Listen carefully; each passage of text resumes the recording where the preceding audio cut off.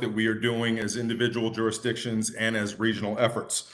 So some of the topics that we are planning to include are going to be a look at where we stand post-pandemic and recognizing that it's going to really require a pivot on all of our parts to adapt to our new normal. One of the values that are value adds that COG can bring to those conversations within your local jurisdictions are really an analytical look at data within the regional planning framework so that you can be best informed.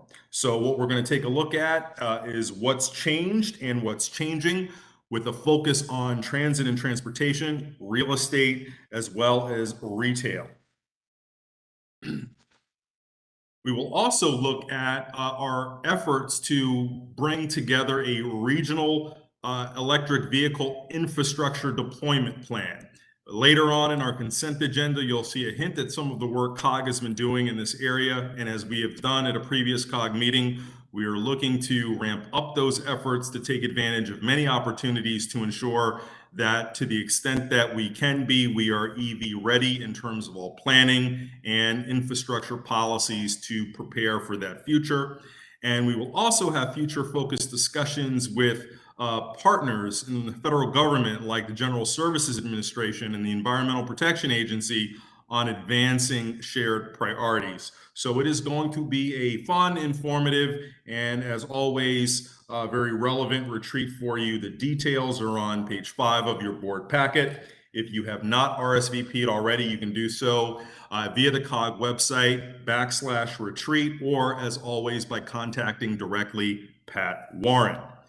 That concludes my executive director's report. At this point, I'd like to move to that concludes my chairman's report. I'd now like to move to the executive director's report and turn it over to Mr. Bean.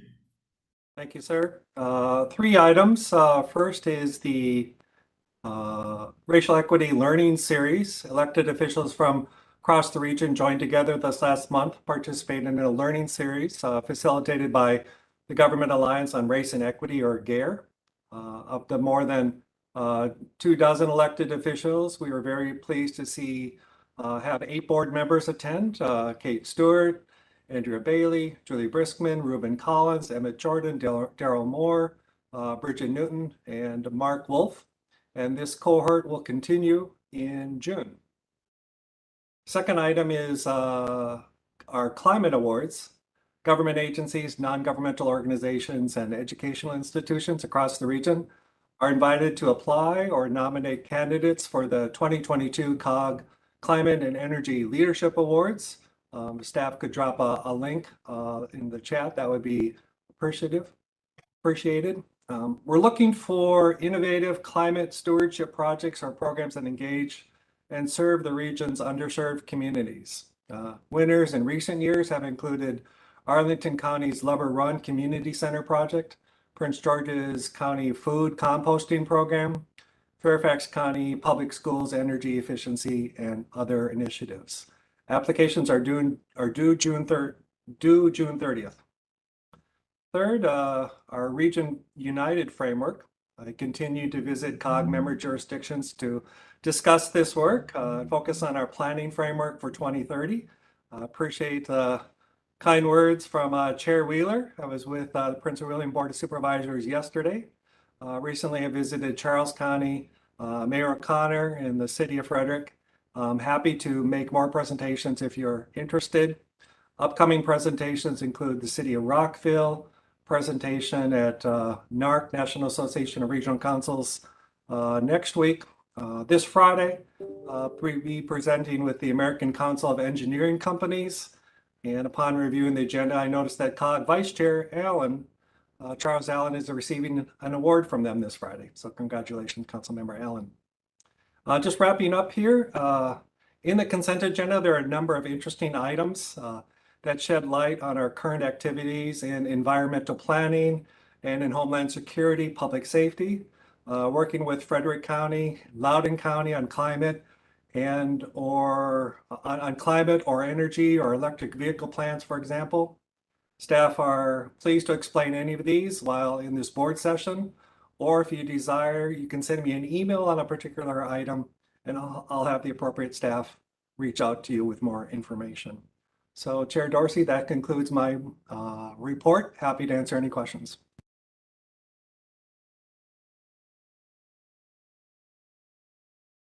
Maybe unmute, sir. Thank you, Chuck. Are there any questions for Mr. Bean? All right, seeing none, I'll take this opportunity to also congratulate Mr. Allen. That's awesome. Congratulations on being the recipient of that. And thanks to all colleagues from jurisdictions who have invited Chuck to speak, and for all of you for working and using COG's resources to assist you in your development. That's a great report. Moving on, for item 4 on our agenda today, are there any proposed amendments to our agenda? Seeing none, we'll next move for consideration of the minutes from our May 11th meeting. Everyone's had an opportunity to review at any time. I'll entertain a motion to approve said minutes. Gross moves approval. And that motion has been made by Penny Gross. Is there a second? I heard multiple seconds. Thank you. Oh, okay. Thank you, Ms. Brisman. Terrific. Is there any discussion? We'll then move to consider whether there are any abstentions. Are there any nay votes? Hearing none, motion passes and the minutes are approved. We'll next move to consider our consent agenda, agenda item number 6. We have 7 resolutions on the consent agenda today. You can review those beginning on page 16 of your board packet, page 16 of the PDF. They are resolutions R24 to R30, 2022, and they are summarized as items A through G. They are in order and in brief to receive and expend funds for an EV readiness plan for the city of Rockville. There are no COG matching funds required for that grant. Also, to receive and expend funds for community outreach and messaging for our Anacostia Watershed Restoration Program. Some funds will be required from COG departmental budgets. Then there are a number of items related to our Secretariat duties for the Urban Areas Security Initiative. One, to receive and expend funds to purchase security hardware and software for bomb squad training, and to purchase 45 bomb squad suits for regional personnel. There are no COG matching funds required for any of those 3 items. Then there is a item to receive and expend funds for supporting the community energy plan development for Loudoun County, $350,000 for that, with $18,000 in matching funds from COG required. And then finally, to receive and expend funds for development of electric vehicle and climate plans for Frederick County. That's a $300,000 grant with a $30,000 COG match required. At any point, I'll entertain a motion to approve the consent agenda as just presented. So moved. Thank you, Mr. Moore. And a second from Ms. Gross, I believe. Yes. Are there any abstentions? Are there any nay votes? Our consent agenda is hereby approved. Thank you. We'll now move forward with the substantive portions of our meeting. Agenda item number 7, we're going to consider Housing Affordability Planning Program grants. So in October 21, just to refresh everyone's recollection, this board approved the establishment of the Housing Affordability Planning Program, a grant program that was funded by Amazon's Housing Equity Fund.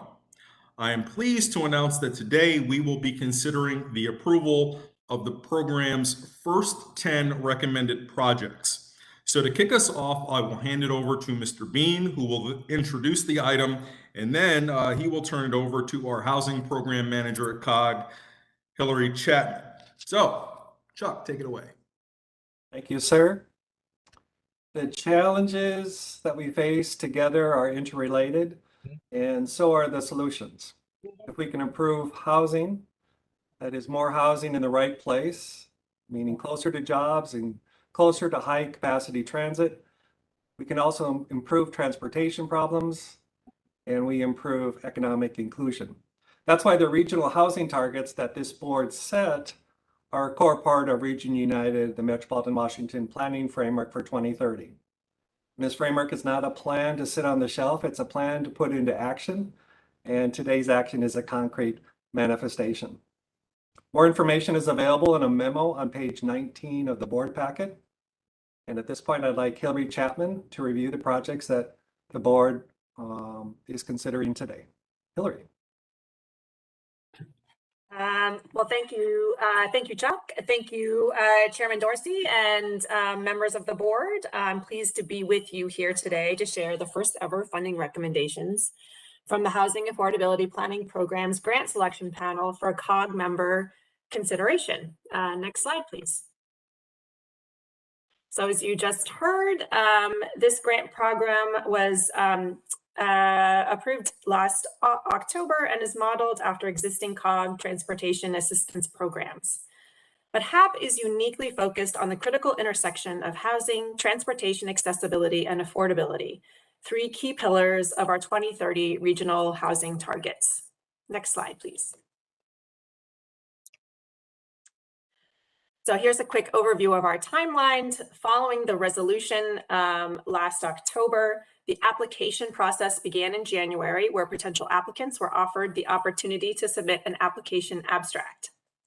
COG staff reviewed and responded to these abstract submissions and provided advice to applicants on ways they might be able to strengthen their applications. The formal application period closed in late March and resulted in 25 total applications, the majority, 19, from nonprofit development entities. The total request for HAP funds was over $1.6 million, or nearly 2.5 times the available funds. A selection panel of 5 regional housing experts met twice during May to score, review, and reach consensus on the recommendations which follow. Next slide, please.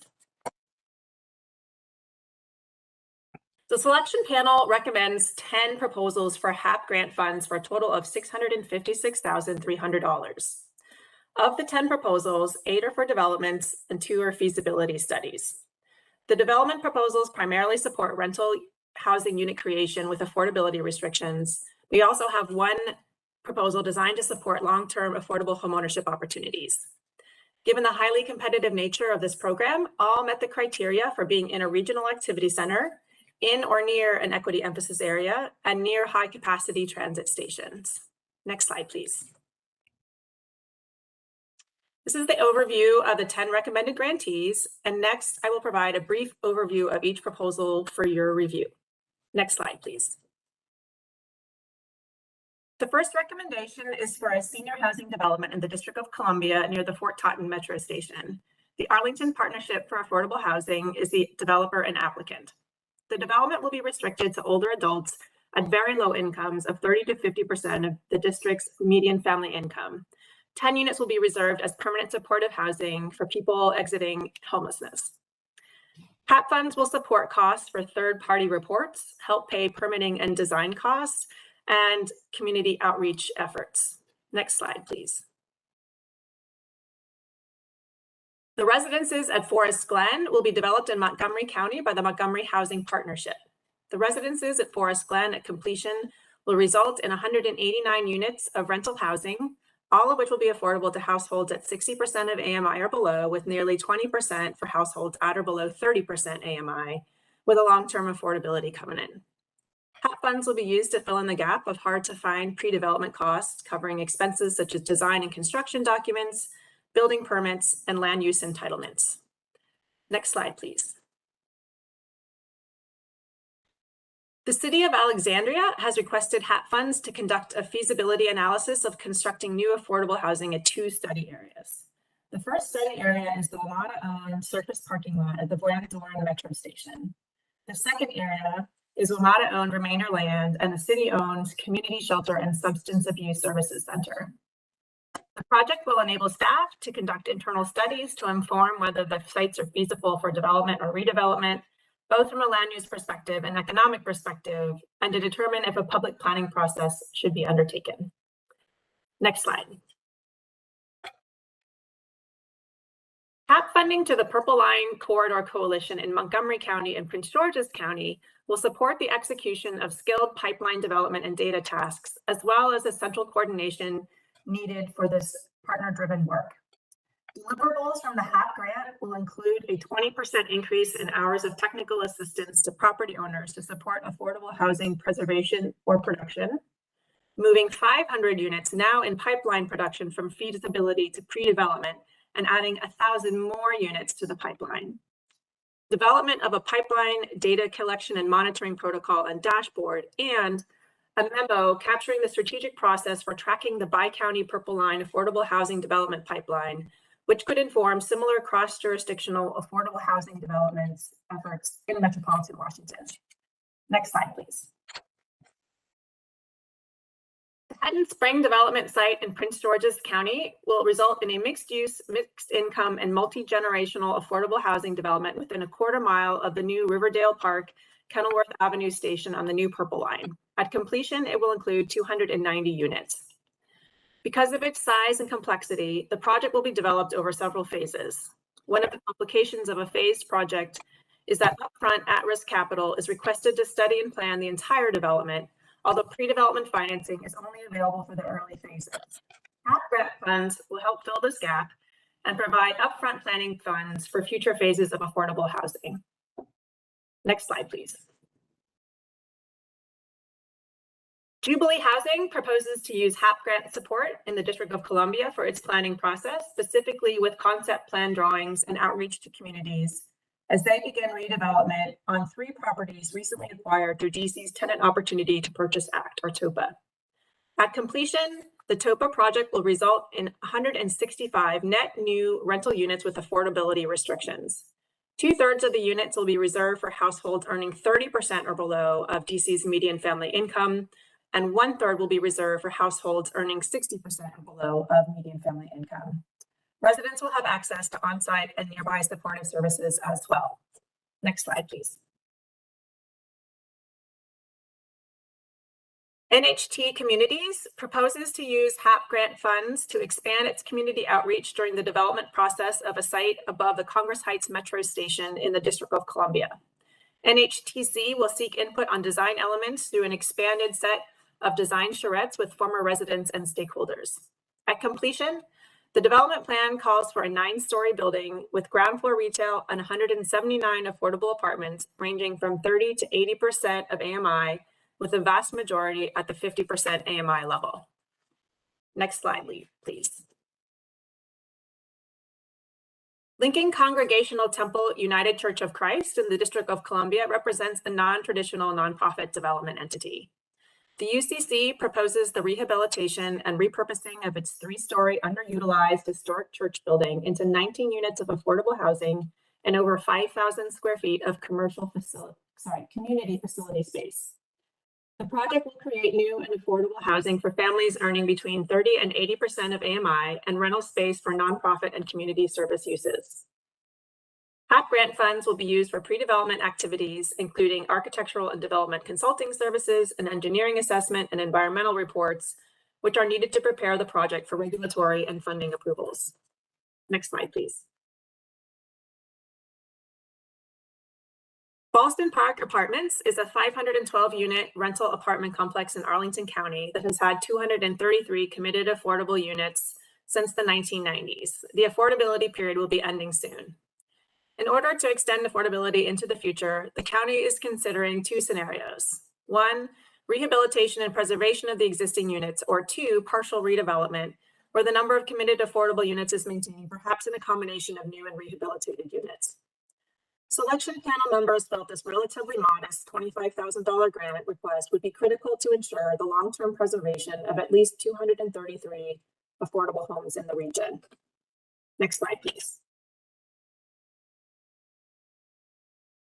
The College Park City University Partnership has requested HAP funding to establish a shared equity housing trust to address the cost of housing and maintain long-term affordable homeownership in College Park. A basic overview of the shared equity approach is described on this slide.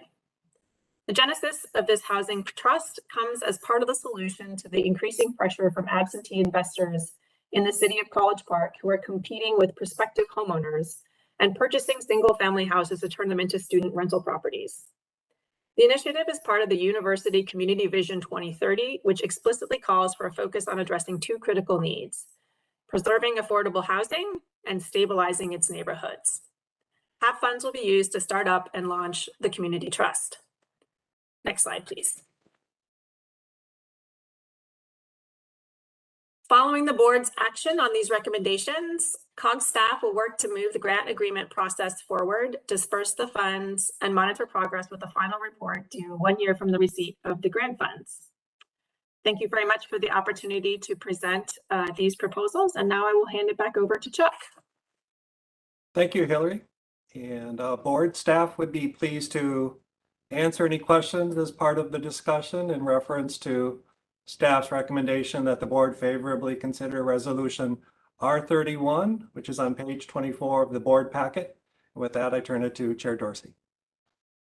Terrific. Thank you very much, Mr. Bean and Ms. Chapman. We are going to move to consideration of this. Yeah, I have a but I see Mr. Hawkins has a question. Yes. You all, I may have missed it. The Blue Line Corridor project, did you mention that, or that was not considered favorably? Unfortunately, the selection panel it was very, very competitive, and that proposal was not selected for funding. However, they did recommend funding for the Purple Line Corridor Coalition as well as the Head Springs development. I thought you all named 3 in Prince George's County: the Purple Line, Riverdale Park, College Park. When we talk about affordable housing in Prince George's County, that's quite an interesting decision by the panel to select those 3, but the decision has been made. I wasn't on that panel, but thank you. May I follow up with you after the call just to see who from Prince George's County sat on this panel, just to talk with them further to find out how they reached the decision they did. Again, the decisions have been made, just making an observation. No, absolutely. And we have offered to do debriefs with any applicant, successful or not, if they would be interested in hearing feedback from the panel process. Thank you. Okay. So before we have discussion on this item, I think since it's unlikely that we will vote to not approve the recommendations, why don't we get a motion on the floor, if I could be so bold as to ask for one. And that motion would be to approve Resolution R31 2022, approving the grant recommendations for the HAP program. Was that you, Ms. Gross? It was Ms. Bailey. Oh, I'm sorry, Ms. Bailey. Thank you very much for that motion. And I see Vice Chair Stewart has seconded it. We will now move to discussion from board members. Please just go ahead, and we'll do it, since we're doing it virtually, I'll do it by jurisdiction and start with members from the state of Maryland. Any from members from the state of Maryland? Moving. Mr. Adams, I see you reaching. I just wanted to say I wanted to echo some of the comments and the questions raised by Councilman Hawkins as in that selection process. So I do look to hear some more information on how the decision was made. Thank you. Okay, so it's probably best that you engage with Ms. Chapman on that with any specific questions offline. And thank you for that. We'll now move to questions from members from the Commonwealth of Virginia. I see Ms. Gross. Thank you. Just a question about the future. And I was looking here, I don't see it, but maybe it's in here, that will there be another opportunity next year to apply for grant funds, or is this a one-time only situation? May I, Mr. Dorsey? Please, Mr. Bean. The hope, the aspiration is that this will continue. This funding was from the Amazon Housing Equity Fund. So I think it depends upon an analysis of this first round, but I am hopeful. Well, thank you for that, because I do think that if we can, some of these smaller numbers, if we can look at how we put this into the system, if you will, so that there will be an annual opportunity for folks to apply. But of course, we need to be able to have the funds available. So we need to look at it a couple of ways: how we fund it, because Amazon may not always have be the funder, and then how we go about doing the application process. So thank you very much. Thank you very much for raising that, Ms. Gross. It's important to remember that this was not an endowed program. It was funded on an annual basis. We are actively hoping to maintain it by either recruiting additional funders, maintaining Amazon support. Hopefully this grows and our capacity to fund worthy projects expands to meet the needs of those projects. Ms. Gross, we very much appreciate your bringing that up. Any other questions or comments from members from the Commonwealth? We'll move next to our colleagues from the District of Columbia. Any questions, comments from members from the district? Hi, this is Beverly Perry. Ms. Perry, how you doing? Good. I'll say I'm pleased to see that we have 4 projects in the district, and I see that they are, associated with mass transit areas. So very pleased. 4 projects in the district, even one with a sponsor who's from Arlington. Look at that. Yes.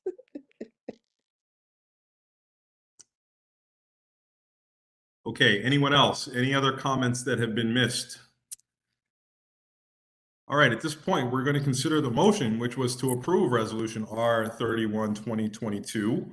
Can I have any abstentions? Are there any nay votes? I see a nay from Mr. Hawkins. Are there any other nay votes? Mr. Adams as well. Any other nay votes? Mr. Hawkins and Mr. Adams? Okay. Hearing no other additional nay votes, and with those nay votes recorded, the motion passes with the remaining respondents taken by acclamation. So with that, we are thrilled to have these 10 projects moving forward. We have great hopes. As this is the inaugural year of the program, we don't yet know what the results will be, but given the rigor with which the committee and technical panel analyze them, hopefully they will produce great results. And it's just terrific to see so many priorities, such as reaching extremely low income and vulnerable residents, as indicated by less than 30% AMI projects, ones that are, as Ms. Perry mentioned, proximate to transit, both existing and emerging, consolidating land uses so that they can be more efficient and better utilized for serving housing needs, looking at issues like second generation housing affordability. These projects are running the gamut of many of the tools that we know will successfully lead to our meeting our affordable housing challenges. So hopefully all of the applicants can use these resources to great benefit.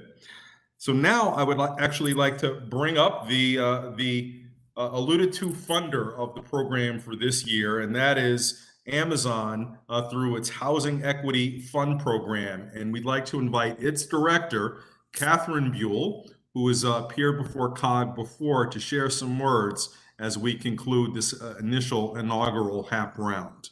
Catherine? Well, thank you, Chairman Dorsey. Thank you, Chuck. It is such a pleasure to be here.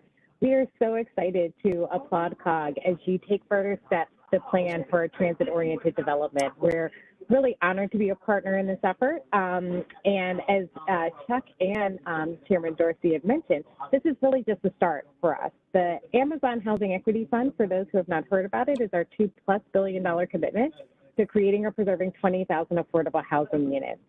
In our first 14 months alone, we've been able to make a huge amount of progress. We've committed to over 4,000 units in the capital region alone. The capital region, by far of our 3 regions, is getting the most money, to the envy of some of our colleagues, because the capital region is really prepared. The work that you all have been doing with COG for years has set the stage for funders like Amazon, and hopefully more funders to come into the affordable housing space and having meaningful impact. We are really setting out a roadmap that makes it really easy for us to come in, follow, and partner with our local jurisdictions to help address housing affordability challenges. As you all know, we committed $300 million to partnering with transit agencies in our hometown communities, and $125 million of that is going to WMATA to fund their projects. We were able to announce our first 2 projects in Prince George's County at New Carrollton and College Park for a total of 748 units. And I will say that is just the start. This is year 1. We recognize that we have more work to do, but we're very proud that we've been able to make such a large impact with partners like WMATA so quickly. Just a couple of things that I wanted to point out. We recognize that because we are in the early conceptual stages, we're piloting different initiatives. Our support of the HAP program was at $500,000, $500,000. We are increasing our support to fund the entire initial round of grantees and looking forward to furthering that support in the years to come. And it's great to hear the feedback, and it's great to hear the desire for more of these types of planning programs, because we know it takes years. The affordable housing projects and the major redevelopments don't happen overnight. Sometimes that's how it feels. But it does take years, and it takes years of effort and partnership and planning to make these projects feasible. So with that being said, I just want to applaud everybody for all of your hard work. We look forward to continuing the conversation. And thank you so much for allowing us to come in today and share a little bit more about the Housing Equity Fund. Well, thank you very much, Ms. Buell. We very much appreciate it, and that you would take a look at the outcomes of the committee and panel's recommendations and fully fund that delta. We very much appreciate it. We recognize that it's exceedingly difficult to get organizations to make changes to previously allocated sums of money. And so we don't take for granted that that was exceedingly generous and helpful in making sure that we can give this program every opportunity to succeed. So thank you. Absolutely. It's our pleasure. And if you have the time and availability, I don't know if there are going to be any questions that are best directed to you, but I would like to provide that opportunity for members of the board to either discuss Amazon, the Housing Equity Program specific role, or just this program generally. I'll start it off with Mr. Collins. No, I just wanted to say hello to Ms. Buell. We are part of Leadership Greater Washington, and you know, I'm very much impressed with Amazon's commitment to affordable housing. So just a shout out. That's all it is. And great seeing you. Best class ever. Thank you so much.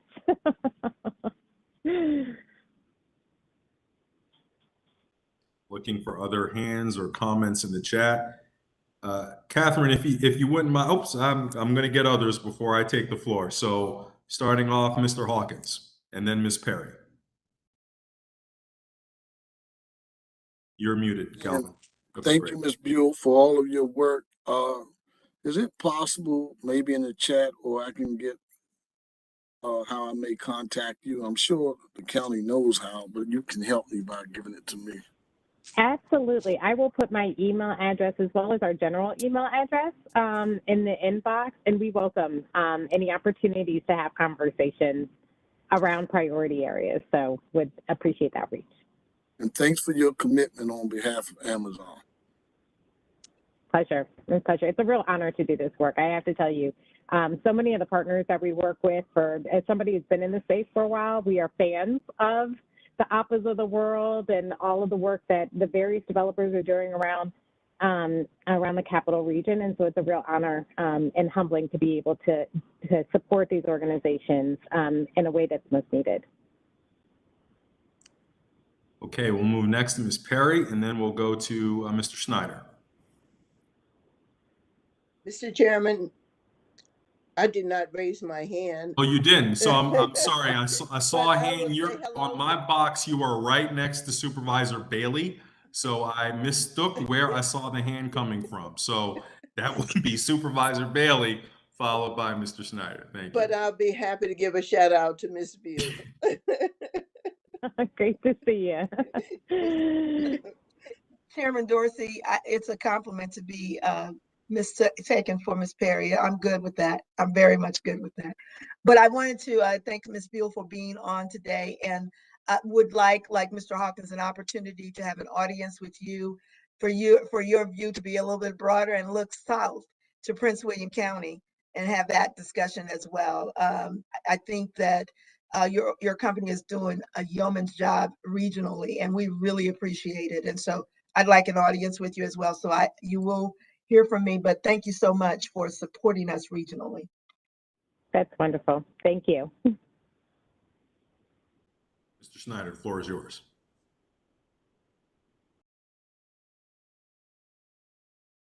Did we lose David Snyder? No, All right. he's muted. Yes, thank you very much. Oh, there we go. Okay. I too would like to thank you and Amazon for your leadership in this critically important area. We have a number of initiatives going with you, and we're just very, very pleased with the work, the cooperation, and the end results that we'll be producing for the public. So thank you so much. No, thank you. It's our pleasure. Thank you. So I would like to get in the queue here and really invite your thoughts, Ms. Buell, on how we bring others to the table. And I want to make sure I am very clear in what I intend here. We're obviously very grateful and appreciative of Amazon's not only initial but sustained efforts at working to solve our challenges. And I have every confidence that that will continue. However, it seems to me that we create somewhat of a free rider problem if we don't bring in other corporate and other large scale interests to fund this work, not necessarily to relieve your burden, but to allow us to scale up so that we can meet the needs quicker. So I think as I think about the capacity to figure out how we bring those others to the table, it might require greater partnership, our working with you, following your lead. I don't know, but if you have any thoughts on how we might be able to do that, I'd love to start that conversation as well. We would as well. Honestly, as you all know, because we've all been working on housing issues for some time, housing issues are complex. And for private sector employers where your main focus may not be housing, it may be in some other area, being able to find a way and figure out a way to contribute thoughtfully and in a way that matters to the community in an area like housing affordability is a real challenge. And so the work that we're doing collectively to be able to show how it can work, it can be small dollar grants, it can be providing large financing for multifamily properties. There are a range of areas that we can work together. We had started out a conversation a couple of years ago with the Housing Leaders Group, who has also been charging other leaders, including corporate leaders, to bring more funding to the table and to bring more resources to the table. And so really continuing those conversations. And it may not be with necessarily just corporate partners. We know that there's some interest. We've had some conversations with other chambers, and we'd be interested in continuing those conversations. Maybe the chambers, the regional chambers and the local chambers are a great start. But then also thinking outside the box. So bringing in partners like WMATA, bringing in partners like utilities or healthcare companies to also be part of the solution is going to be critical. And so we would love to continue our conversations around how do we bring more players into the affordable housing conversation, because that's going to be key to our success. Even as big as Amazon is, we can't solve the affordable housing challenges alone. And we are doing our part, but we also know that if we can bring along other players and start to pave the road to say that this is something that is meaningful, impactful for your community, and also going to create a region that we're all proud of. We're all proud to live in because it's such an inclusive region, and we're so thoughtful about how we're providing housing to low-income families and moderate-income families. That's going to make all the difference in the world. So we would love to entertain and go back and revisit those conversations and think about who are those obvious partners that we need to bring to the table, but also who are those less than obvious partners that we need to bring to the table who can also bring other resources to the affordable housing challenges. Thank you. Thank you. That's why I have such high hopes for this program, is being able to kind of do what other initiatives can't do. And that is, this is really providing a spark for projects that may have been stuck or may have been hard to initiate otherwise. But now we'll be able to demonstrate some clear, measurable outcomes from this investment and this work, and hopefully that empirical evidence will help bring others to the party. So thank you so much. Any other questions, comments, or just points of emphasis to raise with Ms. Buell as part of the discussion? All right, seeing none, we will close out this item and proceed with our agenda. Thank you, Catherine, very much. Thank you for having me. Thank you. Great to see everybody, and congratulations. Bye-bye. All right, for our next item, agenda item number 8 is Councilmember Navarro. Are you ready? Because we're a little bit earlier than we had anticipated. Are you ready to proceed? I am ready. If the slideshow is ready, Well, wonderful. Well, you need a little introduction, but I'll provide one anyway. This is, of course, Montgomery County Councilmember Nancy Navarro, who, as we all know, has been instrumental in the county's operationalizing equity. And as part of what we've been trying to do this year, bringing us together through this meeting to have a series of learning opportunities, peer learning opportunities from our fellow jurisdictions, so that we can maybe pick and find a few things that are applicable to our own.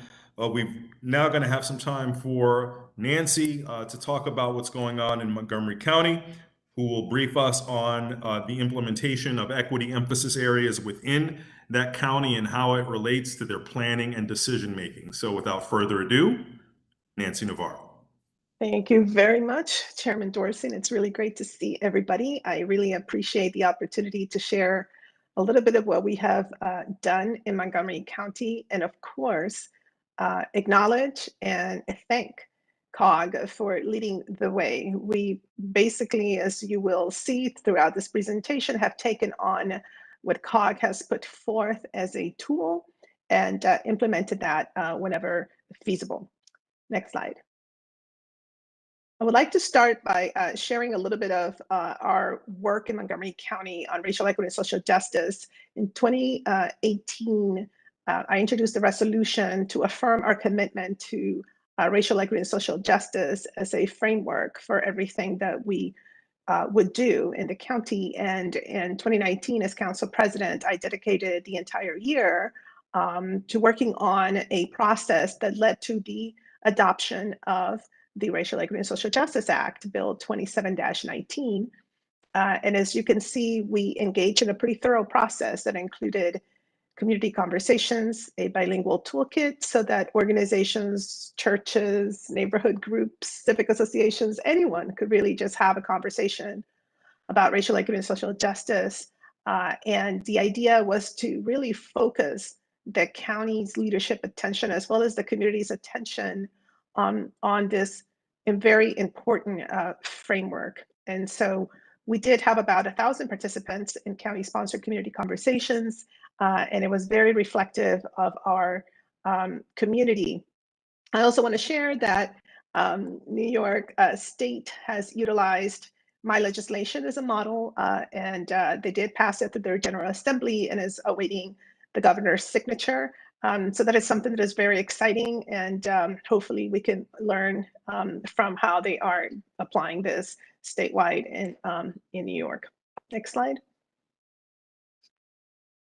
So now just shifting the focus on equity emphasis areas. So in Montgomery County, we have 49 equity emphasis areas. And one of the things that always stands out for me when I look at this map is that it's very much aligned with a map that I remember back in 2003, looking at the school system who published a map that showed the areas of the county that had the highest concentrations of ESOL, mobility, and poverty in the county school system in terms of families. And it very much has tracked the same exact geographic areas as you see today. So it's nothing new.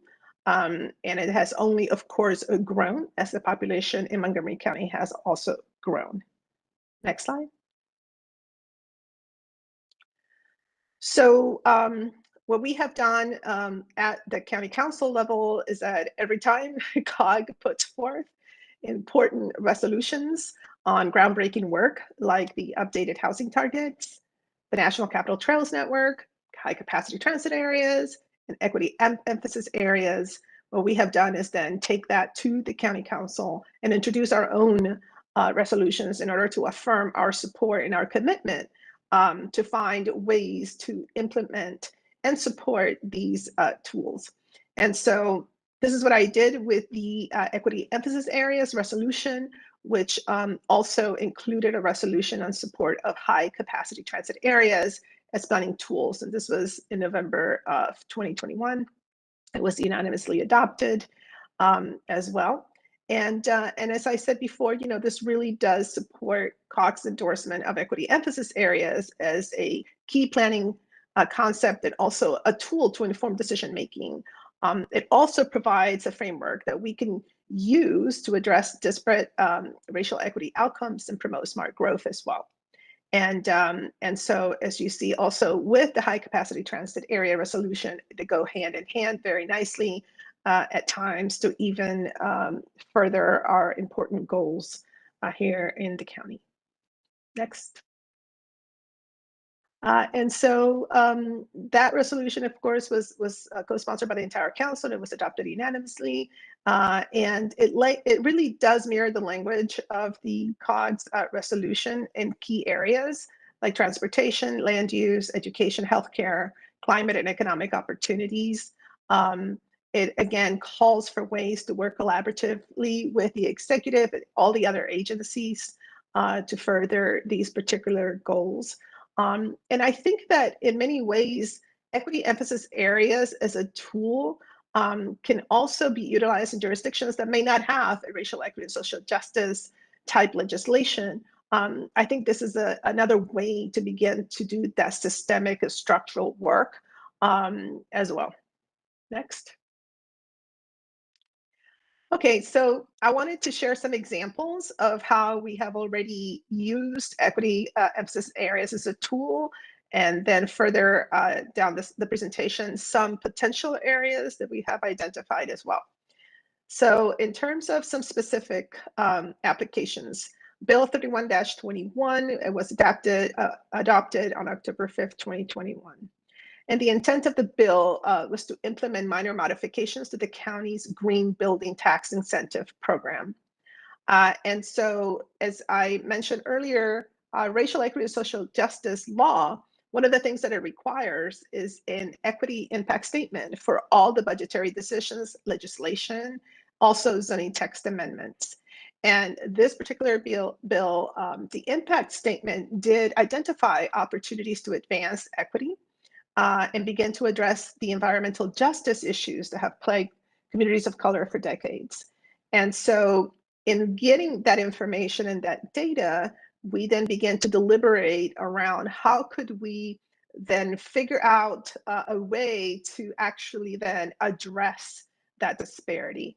And so I proposed an amendment that expanded the county's energy efficient buildings property tax credit by providing an additional 10% in tax credits for qualifying multifamily and commercial buildings in one of the county's 49 equity emphasis areas. And that was adopted. And so it was a way for the council to strategically ensure that there were additional incentives in those equity emphasis areas, because we know that this is another part of our structural framework of closing those kinds of gaps and disparities that have existed in the county for generations. Next.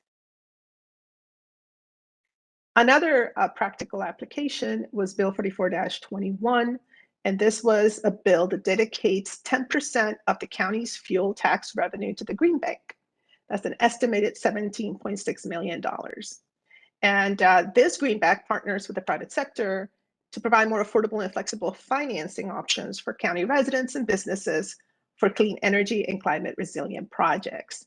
And so once again, what we did was to dedicate 20% of county funding allocation to equity emphasis areas in order to address disparities.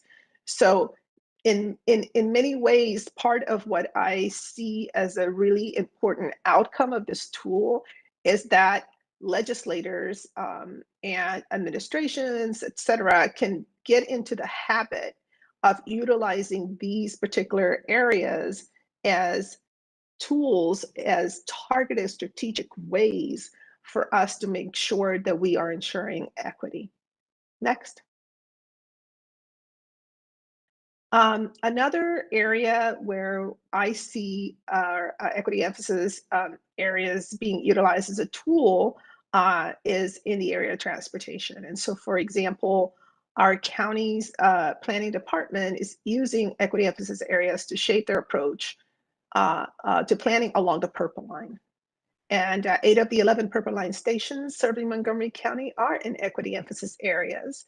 And so prioritization of these particular areas will be key in avoiding mistakes of the past that created, and further exacerbated disparities. And so, for example, there is a Purple Line construction zone program that is modeled after the county's Small Business Assistance Program, which is a program that I put forth during the revitalization of Wheaton. And so it's to target relief to disproportionately affected businesses. And in this case, the equity emphasis areas can be used to delineate, those geographic areas in particular to target those businesses. So this is one way that is also making a difference in transportation and land use, and also to avoid displacement and the closing of small businesses. Next slide. Also, our Parks and Planning Department has begun to use equity focus areas, which are pretty much overlaps the equity emphasis areas designations for planning projects and processes. And we know the land use is a critical part of reversing decades of inequities. And so we have seen that there's been a calculation that about 276,000 individuals in Montgomery County reside in equity focus areas, basically, almost a quarter of the county's population. And so this has been incorporated in the Thrive 2050, which is really our massive update of the county's general plan in order to address racial equity and social justice. As a matter of fact, the council has requested a deeper analysis. And again, these areas will be part of that particular analysis, which is being conducted by an outside consulting firm. Next. Another potential application of equity emphasis areas are things like, for example, Vision Zero.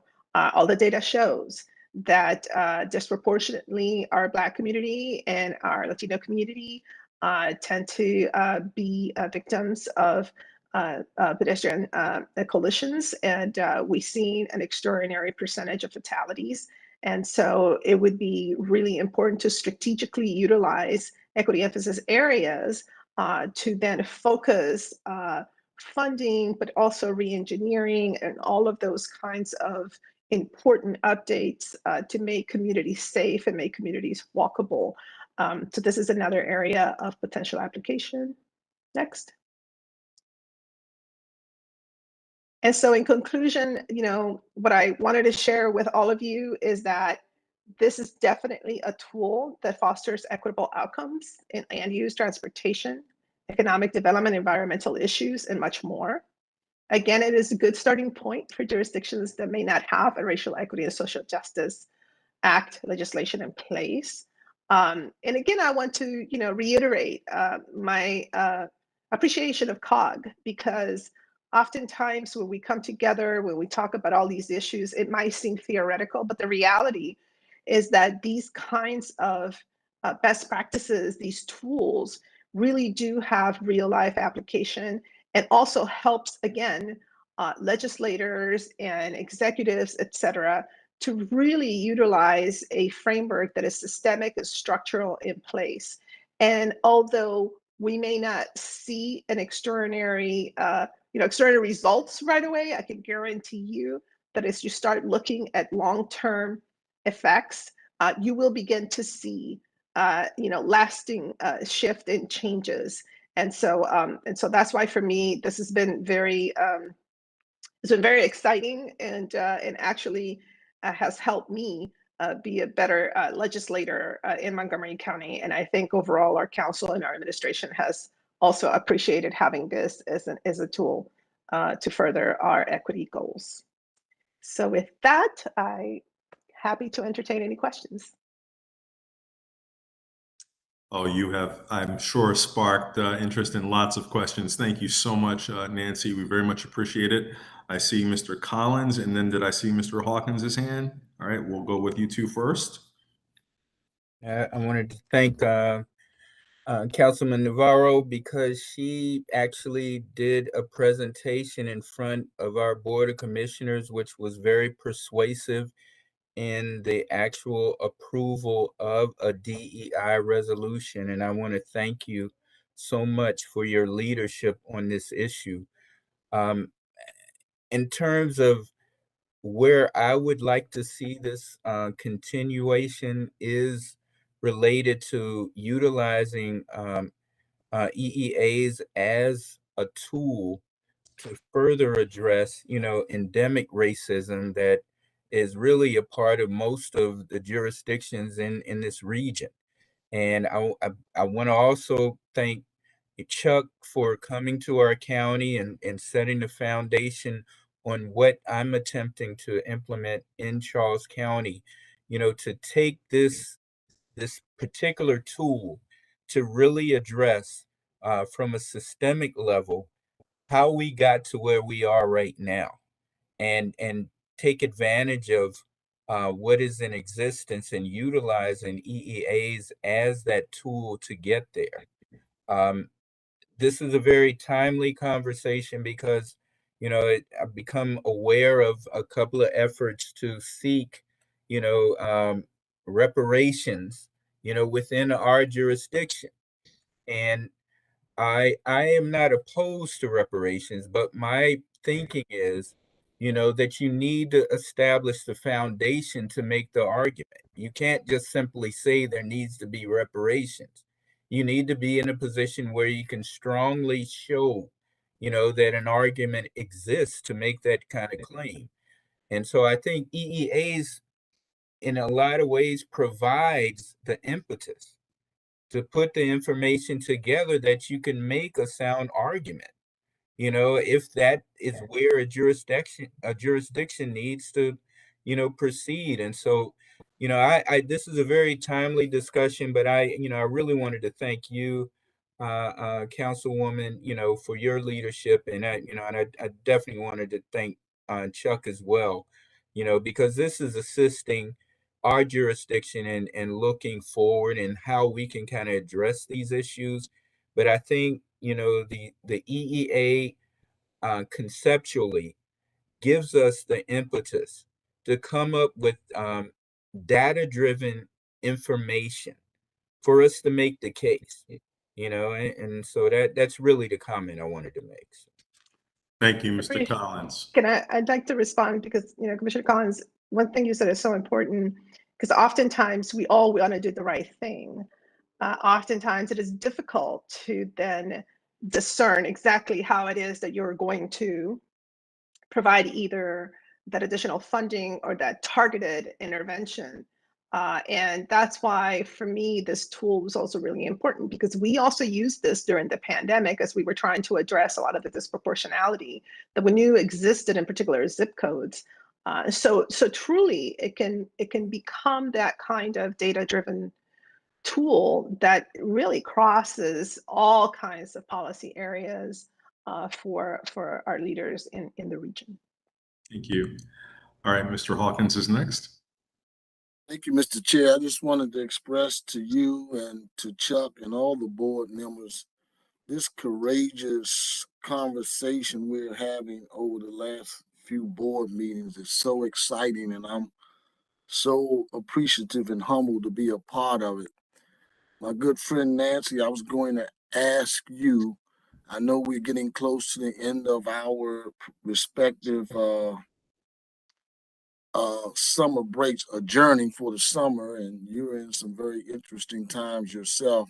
I was going to call you and ask you about maybe one of the first meetings we have when we reconvene after the summer, if we could do a session, not, we're going to set it up for an all-day briefing conversation. Would like to bring you and Chuck over with Artist Hampshire Cowan and discuss how Montgomery County got to where they are. And I know, Mr. Chair, I'm asking a lot of you, but I'm going to even ask you to come over and open our meeting up if your schedule permits. But we'll set a time that meets all of your schedules, yours, Chuck, and the chair, and see if we can make this happen. Well, thank you.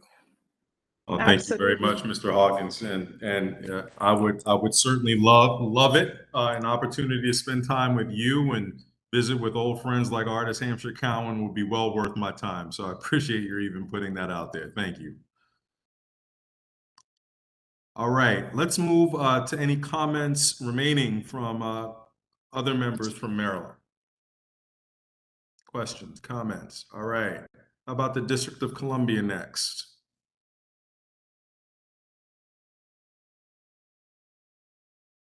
All right, the Virginians are about to have the floor. I'll start off the Virginians because, one, let us also thank you, Nancy. It's really great to see how this plays out into actual action. And, I appreciate your laying the framework for how methodically you work to sort of institutionalize this within Montgomery County. There are a couple things that I noticed. A lot of the specific actions, the ability to do 10% carve outs or 20% dedications were the result of your actions, a council member's actions. And as Mr. Hawkins alluded to, you will no longer be able to perform those actions moving forward. So my question to you is, what are the ways in which you've successfully worked to truly institutionalize this within the entire enterprise of Montgomery County government? Thank you so much for that question, because it's so important. And I wrestled with this for a very long time. When I was thinking about the racial equity and social justice legislation, I spent some time in Seattle, right, meeting with the folks in King County, understanding their process, and really trying to discern what would be the best practices, because I didn't want it to be just a policy. As you stated, we are humbled and honored to be in these seats temporarily, and then when we leave, what happens? And so that's why, for me, it was so important to be very methodical, and that the end result would be a piece of legislation. Because not only would that hold elected officials accountable, it gave the community a tool now to be able to say, but wait a second, there is a law and it has an impact statement. And so what does that mean? And then it forces everybody to be on the same page. It's not that it's going to be just up to elected officials who are interested in these issues. It really does become part of the system, if you will, of the institution, which is exactly how we got here in the first place. And so I think that is one piece. The other piece I will say is that it's also important to fund the infrastructure. It's not enough to propose then within legislation and office and all of that. You have to fund it. And so that's why you have to work hand in hand with the administration to ensure that the money is in the budget. And make sure that you're not just doing this to just, pat yourself on the back and say that you passed a law of this kind, but that you're embedding that type of infrastructure. We've done that. So on the executive side, there is an office, there's a policy officer, she has staff. And then on the legislative side, we also have built the capacity so that we can have people who draft these impact notes as well. And that way you're not setting yourself up for failure. And I think that this is the floor, eventually I think that we will continue to enhance that. But it is important to be comprehensive. And again, I didn't want to reinvent the wheel. It's been done in different parts of the country. And all I did was just look at their best practices and put something together. That's the best policymaking, right? Exactly. So can I follow up with another question? And I'll be mindful of looking at the rest of you for comments. I don't want to filibuster. But how have you dealt with any community pushback? Has there been any community pushback? And I don't necessarily mean people who say you're absolutely awful for performing this work, but maybe it's on the spectrum of we don't really need this in Montgomery County to targeting people specifically for support is not within the spirit of equality. So have you dealt with any pushback of any nature, and how have you dealt with it? I'll be honest, I think that, yes, there has, of course, been feedback of that kind, but I would say that generally speaking, and I was discussing this with my staff not too long ago, pre-2019, I would hear the term equity being mentioned by people who were very interested in this issue, and now it seems like it's part of our lexicon. And I think that's part of the reason is because we did, spend a whole year making sure that we would go very deep into the community. But another reason, to be honest, I think it was the pandemic. I think the pandemic really came to show us point blank why equity is so critical. Because Montgomery County could have never moved forward with this pandemic recovery if we had not addressed strategically the issues facing the Black and Brown communities. We knew that our Black community had the highest mortality rate and the Latino community had the highest case rates. And so, I came together with a colleague and met with the executive and said, we need a targeted Latino COVID-19 initiative, and we need a targeted African-American COVID-19 initiative that is culturally appropriate, linguistically appropriate. And we closed the vaccination gap in those communities, right? And so I think that our folks in Montgomery County have realized that, yes, we need to address these disparities, because at the end of the day, just like this virus doesn't stop to ask you, what is your ethnicity or your race or your socioeconomic status? The reality is that if we're not all doing well, then we cannot all do well. So it has not been a pushback, the pushback that I thought I was going to encounter. But I attribute that again to the year-long community engagement. And then also, I think the pandemic, in many ways, that was one of the lessons that we learned in the hard way, but we did it. Thank you. All right, I got one more, and then we'll get you off on this, it looks like, because I don't see any other questions here. Recognizing that it's not your purview as a council member, but do you have any sense of how Montgomery County employees generally, how they have incorporated this focus and attention into all areas of their work? I mean, you cited a few great examples like parks, but is this part of something that they are now, that's part of their professional development, training? Is it a part of the recruitment process? Yeah, so the act, the piece of legislation requires that all county employees have to be trained.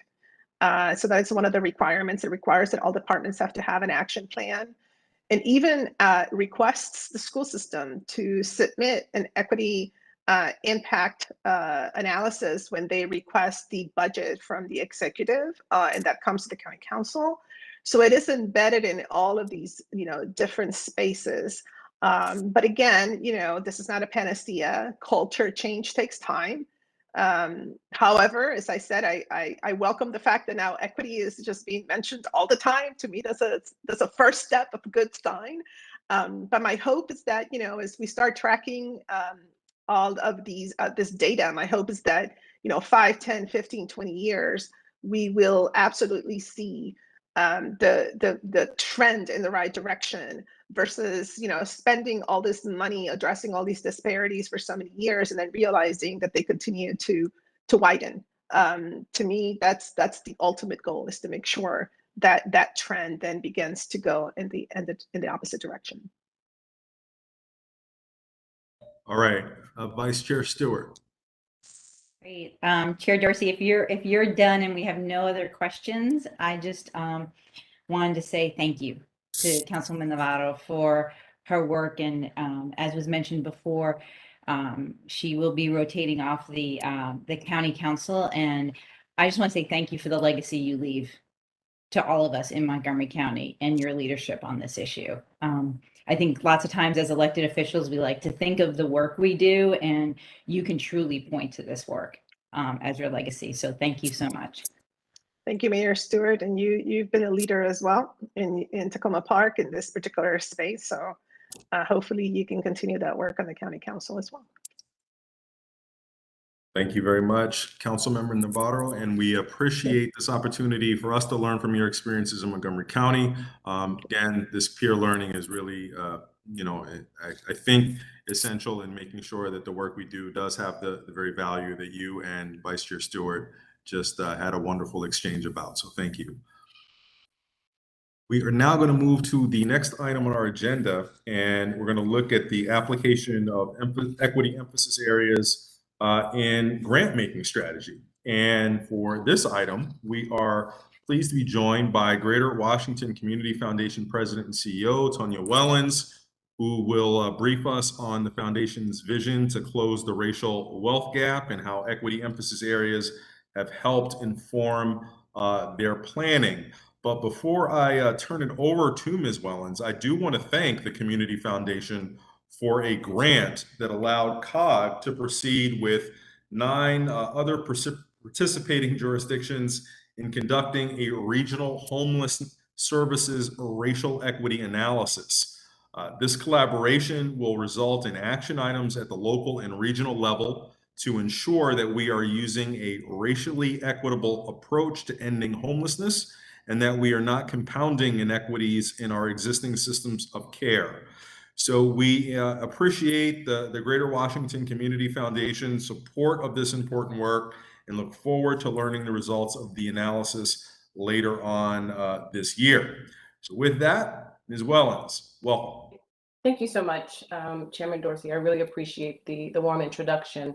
And I just want to pile on with the thanks to Councilmember Navarro and to Catherine Buell for their amazing work, vision, insights, and contributions as well. Had the pleasure of working with both of them. And I don't know if the council member is still on, but she was also key in instigating Children's Opportunity Fund that we were partnered with them in Montgomery County, along with this groundbreaking work in Montgomery County around equity and equity emphasis areas. So it's nice to be in such good company with all of you. Again, my name is Tonya Wellens, and I am President and CEO of the Greater Washington Community Foundation. And it's interesting because I often refer to myself as a virtual CEO or a COVID CEO.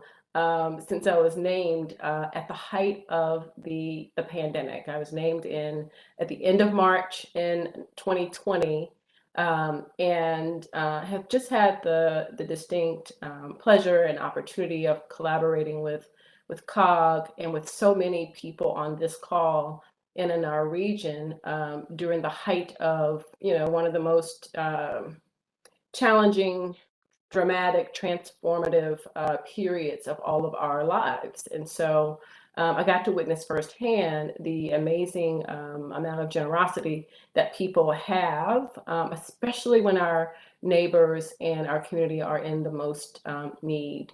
We raised upwards of $80 million towards COVID, raised and deployed upwards of $80 million in COVID-related resources in support of our community. And I'd say after about 9 months of really intense COVID response work, we decided as a board at the foundation that we needed to do some real sort of reflection on what we'd learned and experienced during the height of the pandemic and how it would shape what we do looking ahead. And so we went into strategic planning and landed on an agenda that both spoke to many of the things that we experienced during the pandemic, the thin margins that people, especially Black and Brown people in our region, are living on, and the vast, I'd say, disparities between haves and have-nots, which often break down racial and geographic lines. And so we embarked on a strategic planning process, and you can advance to the next slide, that really landed us on 7 core goals for our community and our community foundation. One, a real ambition to lead our community around strategic goals to close the racial wealth gap. Our racial wealth gap for our region is probably one of the greatest gaps that one can experience in the entire country. And all of the data is pointing to the extremes amounts of wealth and the extremes amount of poverty, again, that divide by racial lines within our regional footprint. So our North Star is really around a vision for economic justice in the greater Washington region. And we expect to achieve that vision by focusing on economic mobility, and again, with the North Star of closing the racial wealth gap. Our goal as a foundation, again, and I'll go through these very quickly, is to increase our assets so that we're able to continue to do that, so that we're able to make investments that matter and investments that speak to the size and the scale of the challenges in our region. Our foundation, and I say this just because it's important backdrop, but we're one of the least endowed community foundations in the entire country. Not because people don't care about this region, but because it's often a place where they're passing through. And our ambition is to really grow both the endowment and the assets of the foundation so that, again, we get to respond to the size and the scope of the challenges that our region calls for. Focusing in, of course, on board leadership and governance is an important part of our strategy, making sure that our board and our committees are reflective of the community that we serve. Of course, but we serve as both a regional foundation that has to pay attention to local nuance. And you'll hear a bit more about what that local nuance will look like in our agenda. We've decided, of course, to apply a racial equity lens in our work and everything that we do. And so we know that this work begins from it's from the inside out. So looking at how the community foundation is organized, of course, our governance structure, the decisions that we make when it comes to vendors and other choices, and also our grant making and how do we make sure that we're applying an equitable approach to the decisions that we're making and who receives grants from the foundations. As both a front-facing community foundation that's involved in community leadership and a manager of donor assets, operational excellence is a core priority for us. And then, of course, being able to tell the story both of our foundation, but also of this amazing community that we have the benefit and privilege of serving.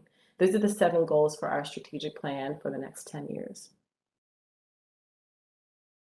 And so this vision for economic justice is really rooted in a core belief that if we can change the prospects for how our Black and Brown neighbors generate, sustain, and share wealth, we can ultimately improve the quality of life for everyone who lives, works, and raises a family in this region. And that's kind of the sort of the belief statement that we've hung our hat on when it comes to this vision for economic justice. Again, a clear ambition around closing the racial wealth gap, increasing economic mobility, around addressing community needs. We know that, and our history has taught us that our region is usually just a little while away from the next big emergency or crisis. And part of the work that we as a foundation have to do is to build them up, to continue to build the muscle and the reflex for responding to our community's everyday needs, and also responding to the needs of our community when we are in crisis. We'll continue to do the important work of connecting our fund holders to the things that they care about and to driving them towards our agenda for economic justice. And what's new and I think unique about this framework is the ambition to do it at a neighborhoods level. And so while in the past, most philanthropic organizations, we kind of support a broad range of things across the entire region, we've decided to go deeper, to really look at both a people frame and a place frame, which is where the equity emphasis areas for us has been a useful a useful tool. Very quickly on the levers for change, and these levers are the same levers for change that most community foundations deploy. Of course, research is a tool that we will continue to apply and to use. Research that we commission ourselves, but also research that, that the organizations like COG, our partners at Brookings, for example, are producing in order to make good decisions about the ways and the kinds of investments that we make. Centering community voice, of course, is a key priority. While research and data tells us one thing, people with lived experience often might tell us something else. And so it's important that we're keeping an ear to the ground and working in relationship with people who are most negatively impacted and have the greatest opportunity for improvement. Policy advocacy, and this is great to be in the company of many of you here, because our ability to invest is one level of resource or a lever for change, but the other lever is really around recognizing good legislation, appropriate policies such as those that have been discussed today that can help us all to drive toward our agenda for community improvement. You know, we often get asked the question, you know, what are some of the interventions that the community foundation and how is it really going to get applied when it comes to closing the racial wealth gap? So next slide, please. I'll share that, you know, we don't have all the answers, but we are pushing and exploring as many of them as we possibly can. So much of the work in our community is really what I say is focused at the level of basic needs. You know, we're trying to fill gaps, plug holes, really bring many people in our community to sort of a basic level of security and safety. And so I don't know that we're in a position yet where we can completely move away from, you know, from basic needs. I think we have an opportunity to both look at how do we respond to basic needs differently. You know, what are some of the policy levers around that are preventing folk from just having basic access to, of course, affordable housing, which is one of the key ambitions of the work of COG, and we will continue to be a part of. How do we look at building a stronger economic, a system for food security within our region?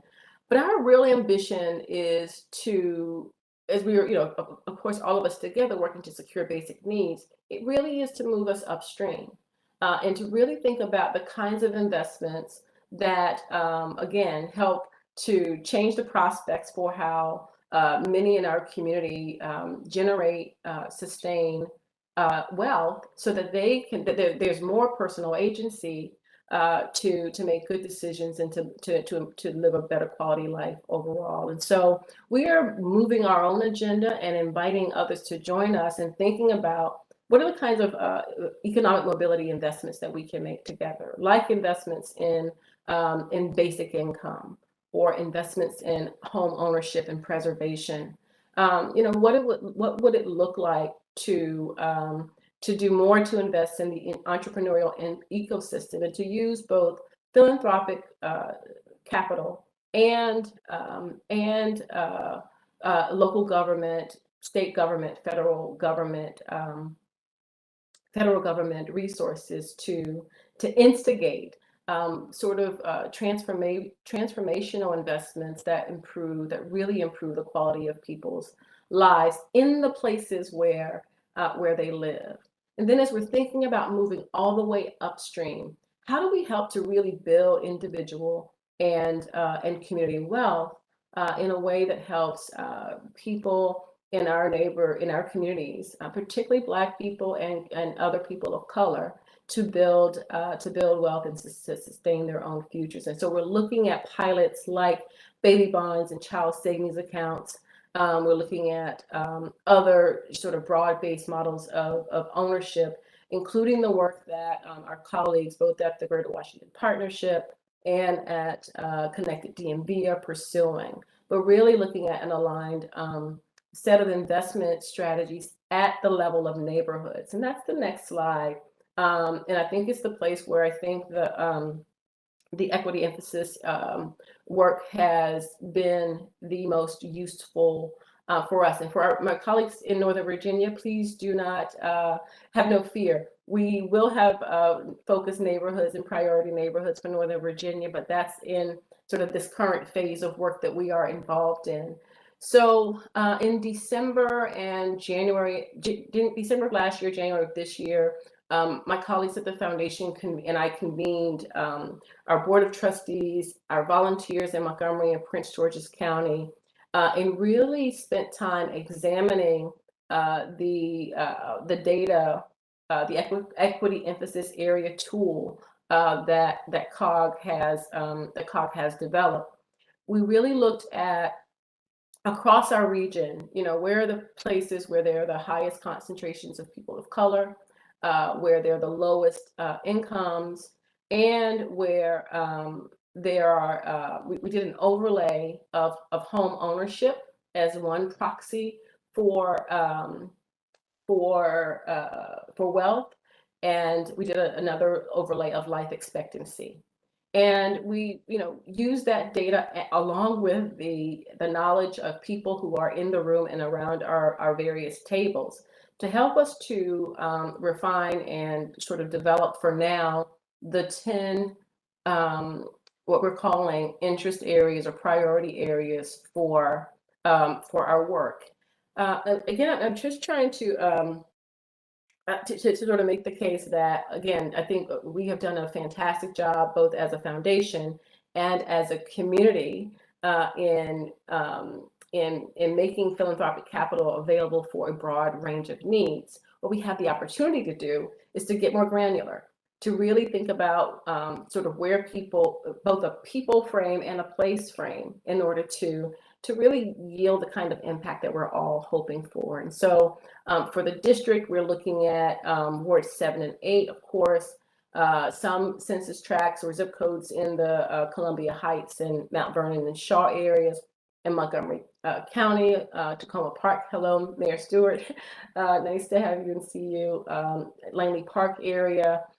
We've listed the areas that we're focusing on from Montgomery County. Wheaton, Aspen Hill, and Prince George's County, we're looking at the Purple Line Corridor, of course.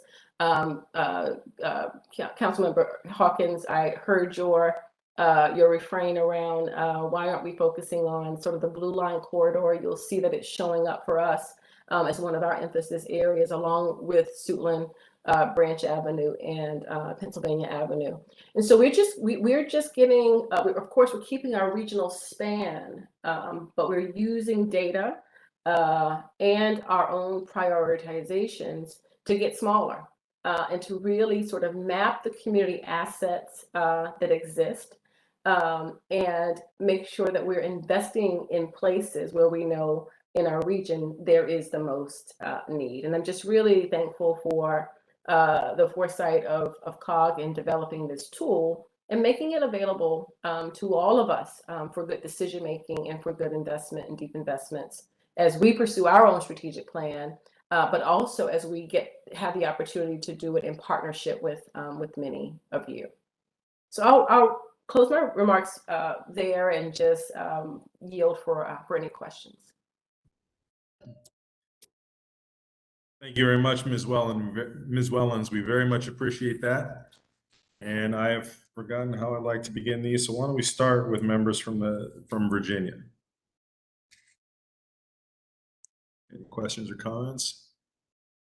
I think it's nice to know that you're going to get to us soon. We won't take it as a slight that we weren't included in the initial tranche. We'll hold you to that, though. You get to Okay. hold us to it. We have the active grant making in Alexandria, Arlington, Fairfax, and Loudoun. We don't go as far as Prince William, as many of you know, and that's sort of next out for us. We were able to focus on this side of the line for the first round of analysis, and now we're turning our focus to Northern Virginia. All right. So, as if on cue, Supervisor Bailey from Prince William County has the floor next, and she'll be followed by Supervisor Lusk. I am so deeply hurt. I'm sorry. I say that beautiful work, beautiful work. But as we look at things regionally, I mean, I have to be quite honest. I mean, Prince William County has not been on the map in a lot of stuff in the past, but it is now. So I say that to you in all sincerity and your beautiful work that you're doing, and to be much more inclusive, because, you know, we never will be on the map if we don't learn from your excellence. And so I sincerely mean that. And so please, as Mr. Chairman said, I know you're going to get to us, but just make note of that, please, ma'am. I would appreciate it. This is excellent work, outstanding work. And the places that are needed, that it's needed the most, we don't want to be left out of it, to be quite honest with you and forthright. Because yes, thank you so much for that. That is sincere from my heart, and look forward to working with you, Ms. Wellens, 100%. 100%. Thank you. All right. Next is Mr. Lusk. Thank you very much, Mr. Chairman. I'll go very quickly. I also want to say thank you very much for the work that you're doing. I want to acknowledge under the basic needs, there's a point in your third bullet point on workforce training. I'm very interested in maybe having a follow-up conversation there with you as well in Lee District, which includes a significant portion of the Richmond Highway corridor. Yes. Looking kind of down near Fort Belvoir, adjacent, if you're familiar with like the Buckman Road, generally there are some very significant needs in that community, and I would love to have a follow-up with you with regard to that, and to also share what we're doing ourselves. I mean, we've got some initiatives underway there too, but I think there could be an opportunity maybe to leverage some of the partnerships and some of the work that you're doing as well. So I just want to acknowledge, I appreciate the efforts, and would love to have a follow-up. So thank you. Absolutely, thank you. And I'll just make sure that I work with Chuck to make sure that we have that connection to loop back. All right, thank you. We'll move next to Senator Barker. Yeah, just to follow up a little bit on what you're hearing from Supervisor Bailey down in Prince William. You know, Northern Virginia for more than 50 years has been clearly defined as including Arlington, Alexandria, Fairfax, Loudoun, and Prince William, and then the 4 small cities within them, which are Falls Church, Fairfax City, Manassas, and Manassas Park. It used to be that you know, places like a good bit of Fairfax County and pretty much all of Loudoun and Prince William were very sparsely populated.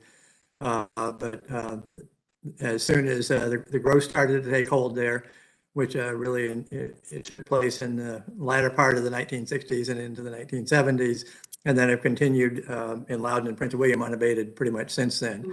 It's important to have those as part of the what we look at in Northern Virginia, and you know, any picture of Northern Virginia that doesn't include Loudoun and Prince William is incomplete, and I think it's important that we get that information there and provide opportunities, because those are the Loudoun and Prince William are the 2 jurisdictions, 2 large areas that are having the rapid population growth continuing. Absolutely, and I just want to just offer that you know, not including Prince William is not by any means a slight. It is part historical and part a function of where our donor base sits. And so in the past, the Community Foundation typically would organize its sort of local, its investment strategy was, you know, it's kind of organized based on where our donors were. You know, we are a foundation that's a setup of, you know, 800 or so donor advised funds. And our donors were typically in DC, Montgomery County, Prince George's, and the Northern Virginia jurisdictions that I named. You know, we're always looking to make sure we do the combination of where there is both need and where there's opportunity. And so I'm just acknowledging, every time I come to COG, I get this feedback. And again, it's not for lack of care. And it's certainly something that we'll continue to take up with our trustees as we're thinking about our broader strategy. So I just want to acknowledge it and just share some of the backdrop. Appreciate it. All right. Let's move next to colleagues from the District of Columbia with any questions. Seeing none. Mr. Chairman, I don't have any questions. I don't know if Chairman Mendelson does. But I just want to thank you. I see that we are highlighted in your program, especially wards 7 and 8, where there's much need. So just want to thank you. My pleasure. All right, seeing nothing else from colleagues from the district, we'll now move to Maryland, and I see Ms. Navarro. Thank you, Mr. Chairman, Ms. Wellens. So thank you so much for this presentation and for everything that you do. Actually, in Montgomery County for so long, one of the challenges that we continually faced is this notion that there isn't much need. And I always talk about the public school system and how 42% of our students, a school system of 160,000 students, 42% have received farms, ever farms, and 33% currently receive farms. So we know that we have particular needs, and I think that the areas, the geographic areas that you identified, they're aligned with the equity emphasis areas are really on point. And I wanted to just ask, I did pick up a piece as you were describing the work of the foundation and just how you have established the framework. I really appreciated how you mentioned this notion of wealth creation and working in partnership to support entrepreneurship and things of that nature. And I've always felt very strongly that we do need to reframe how we talk about equity also from that perspective of prosperity, right? And if we want economic development in the region and we want to attract companies, we have to set the stage to make sure that we have qualified workforce. And so investing in all these areas end up really helping us on so many different areas. Can you elaborate a little bit more about that reframing, shifting that narrative? And are there additional things that you would want to do to ensure that we can then all kind of, speak from that same sort of script and shift the thought from just, equity as immediately dealing only with poverty, but never really thinking about prosperity and wealth creation and things like that? Yeah, that is the shift that we are under, that we are really trying to guide. And I'll tell you, it's tricky because it's a shift. It's tricky both positively and negatively. So for many of our fund holders, when we talk about it, they get it. Many of them have earned their living through entrepreneurial pursuits. Many of them own businesses, have been incredibly successful, which has created them the ability for them to set up funds and invest in their charitable interest. And sometimes it is difficult to really imagine sort of a focus where we're really investing in people and their personal agency. Whether when we are looking at not just sort of the incremental changes that both a workforce development program might lend itself to, but saying, gosh, we have people who are living below the poverty line right now. And in order for them, our wages, we know, haven't kept pace with the cost of living. We need to, look at what are the basic income needs of some families in our region right now. And it means making a direct sort of cash investment. It's not kind of giving them food, but giving them sort of whatever the gap is that's going to help them to sustain themselves now, so that as they are, participating in a training program, they're not also, making really uncomfortable choices about kind of food and or utilities. But can actually do both. But we're really talking about how do we stabilize families both now as we're looking toward the future. And those investments include So there's data around child savings accounts, council member, that show that they immediately improve the performance of kids in schools just by having them, and their prospects for graduation and their prospects for continued education. Some of this is a longer term play, which is why there's this tension always for us between focusing on the immediate needs and really looking toward the future. And I think that we're all just sort of, we benefit because we spend so much time thinking about the immediate needs, but prioritizing what is this region going to look like for us in 10 years? And what are the kinds of investments that we're making, that when a kid graduates from school in 2031, that they have an asset that's available for them, that's ready for them to sort of jumpstart into their future. It is a shift. I'm hoping that it's going to give us some energy and optimism and hopefulness, along with the ability to raise a lot of money to be able to support some of these pilots that demonstrate and encourage members like you in jurisdictions around the region to also pick them up and fund them and support them alongside us. Thank you, Ms. Wellens. About the possibility for it. It's terrific. And with that, seeing no other questions, I'm going to conclude this item and conclude it by thanking you for sharing with us how our equity emphasis areas tool can be used in the private sector. And just very much, we will be cheering on your work. I am old enough to remember in this region when it was simply the Washington Community Foundation, and there was a conversation about how its grant making and work could be made available to all of the districts. So consider it a sign of progress that we're now talking about truly incorporating our entire region out to Prince William County, and we will be partners in having that work move forward. So thank you. And for our final item of the day, we're going to have an update on regional food security and resilience planning.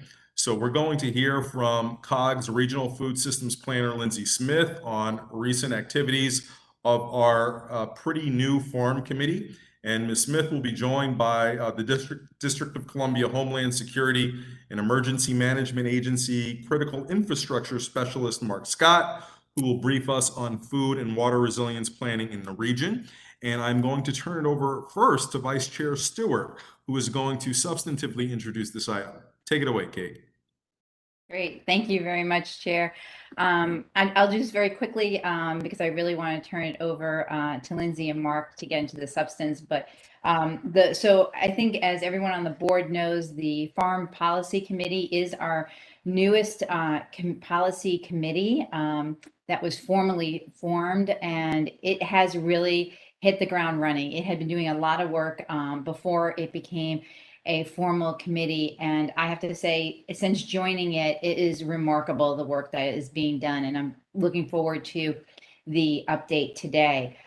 Just to remind folks, the mission of this policy, the Farm Policy Committee, is to support the development of long-term regional direction and collaboration toward a more resilient, connected food and farm economy across urban, suburban, and rural communities in the metropolitan Washington region that provides more of the region's food needs. So there's a lot to unpackage there. There are many different pieces that the committee is working on. And I just want to say thank you to Lindsay as I turn it over to her for all her great work as she shepherds us through this. So Lindsay, why don't you take it away? Thanks, Mayor Stewart, and thank you to the board, including some of our farm members who are here with us today. If we could just jump right into the next slide. So as Mayor Stewart said, we are working on longer term direction, and Mark will speak with you about a piece of that work for certain that we're engaged in. But we are also very focused on the ongoing food insecurity crisis. But just want to highlight two things quickly, and of course would be happy to connect later for some further questions. A piece of good news is that we expect the federal public health emergency is going to be extended to October. Among other things, what this allows is for states to continue to request additional SNAP dollars for participants. On average, this is an additional $82 a month per participant. And it's really a relief, frankly. If you've seen the news headlines with hunger cliffs, generally SNAP and emergency allotments, as well as school meals, are a part of that story. We do believe that DC, Maryland, and Virginia will all take advantage of this opportunity. Another very brief point is that school meals will be changing at the end of the month. And so as you see your jurisdictions come out with their plans and their messaging for summer meals, we just really want to reinforce and remind all of our COG stakeholders about the importance of sharing that information. We know that the need in our region remains quite elevated. Next slide, please. And then before I turn it over to Mark, just want to mention that the Farm Policy Committee will be meeting this Friday at 10. And if you'd like to join us, we'd be happy to share how to connect. On this slide, you'll see a couple things that the committee will be covering and doing this Friday, including a release of a new landscape assessment of healthy food access policies in the region. And I think at this time, I want to turn to Mark so he can share an update on an important project that we both continue to support and bring to the Farm Committee. So with that, I'd move to the next slide for Mark. Great, and thank you to the board for having me here today. And thanks, Lindsay, for that introduction. I'm going to move pretty quickly through these slides so you're able to end on time. And I know you have copies of these already, but what I wanted to share with you very briefly is a project that we've been undertaking here within the region for the last year and a half now. It's a project that's trying to understand how those of us in the region get food and water on blue sky days, and then what might happen if there's a catastrophic event that would occur in the region that would disrupt those food and water supplies.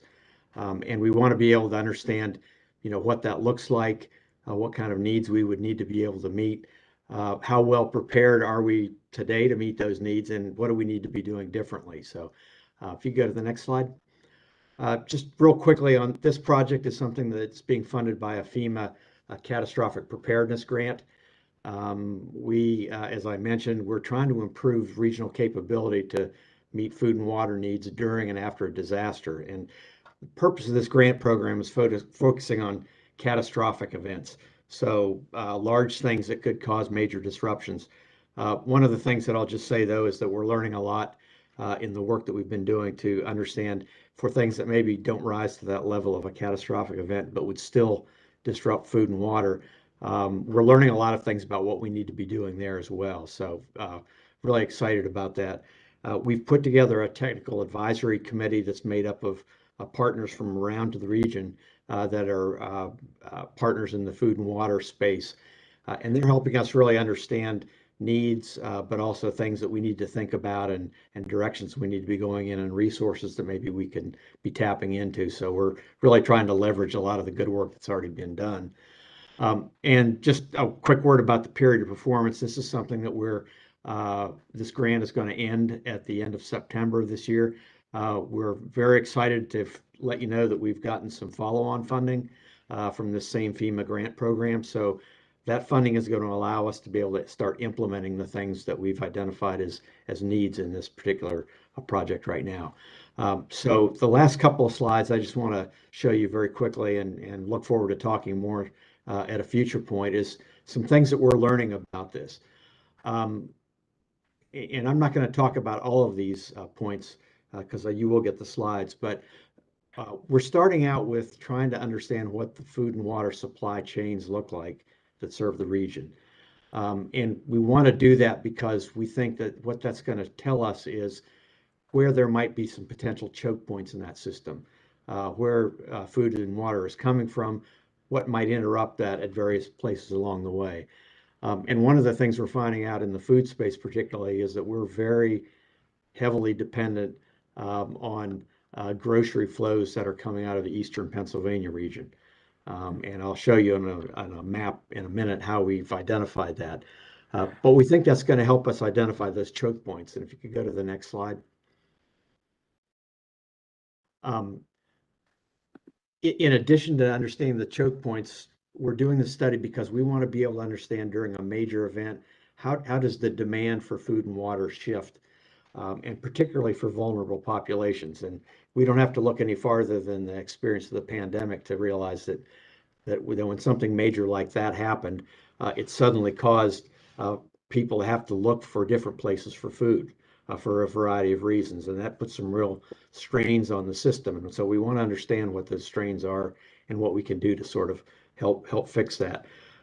We know in the work that we're doing to not only look at those supply chains today, but understand how they could be disrupted, that we've got to work with a whole lot of different partners to make sure that we're better prepared. And those partnerships are, multiple between emergency managers in the region, between emergency managers and food assistance organizations, and certainly between regional jurisdictions and the private sector, because particularly in the food area, we rely on the private sector to operate the supply chains, but we depend on what those supply chains provide. So we've got to be working on this jointly with them.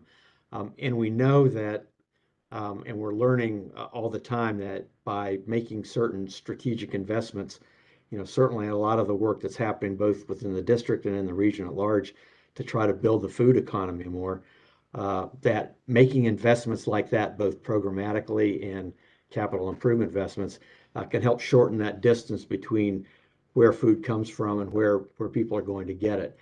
And when we can shorten that distance, we're really building more resilience into the system.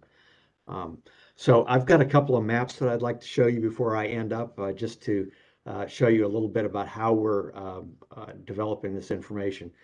One of the things that we started out doing in mapping the supply chain was figuring out where food comes from. And I'm just going to focus on food for these maps. So we looked at where all the major distribution centers were for the stores that are within the region. We identified where they were. We were able to take COG's freight plan and identify the major freight corridors. And then using some available revenue data from those major grocery chains, we were able to identify in the relative importance of some of those freight routes. And so we can see which roads that come into the region are most important for delivering food. And since almost all of the food that comes in here is delivered by truck, we need to understand that.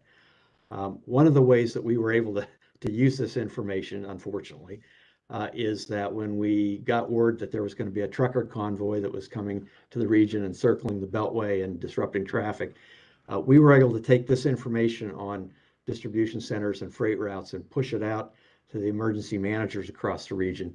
And then they were able to use that to better direct where law enforcement and transportation resources need to be deployed to try to ease the traffic that might be interrupting the region. So and we got some really good feedback about the fact that this data was very helpful for that. If you could go to the next slide. And then this is the last slide I'm going to show you, but this is one other way that we've been able to use this data just to show you, how it can be applied. January 3rd, there was a major snowstorm, as all of you know. It was the one that interrupted traffic on I-95, got national attention. When we learned 2 weeks later that there was going to be another snowstorm coming, we were able to take this map, identify where those major distribution centers were for food, and then overlay